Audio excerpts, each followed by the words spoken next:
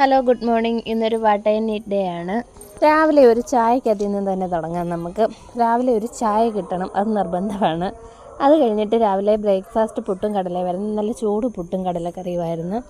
അതൊക്കെ കഴിച്ചു കഴിഞ്ഞപ്പം അടുക്കളയിൽ പാത്രം കഴുകാൻ ചെന്നപ്പം തലേന്നത്തെ ചട്ടി എന്നെ മാടി മാടി വിളിക്കുന്നു, പഴഞ്ചോറ് കഴിക്കാം. പഴഞ്ചോറ് എൻ്റെ വീക്ക്നെസ്സാണ്.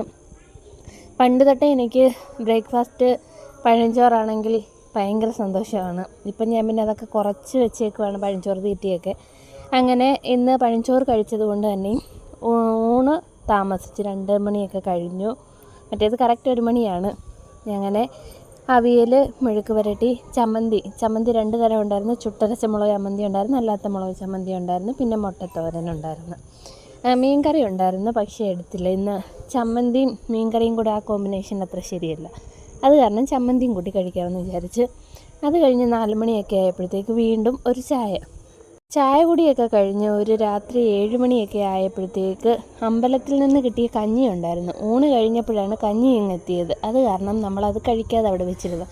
എടുത്ത് കളയുന്നത് ശരിയല്ലല്ലോ. ഈ പറഞ്ഞ കണക്ക് കഞ്ഞി, പഴഞ്ചോറ്, ഇത് രണ്ടും എൻ്റെ വീക്ക്നെസ്സാണ്. അങ്ങനെ കഞ്ഞിയൊക്കെ കുടിച്ച് കഴിഞ്ഞിട്ട് പിന്നെ രാത്രി ചോറ് കഴിച്ചു. അങ്ങനെ ഇന്നത്തെ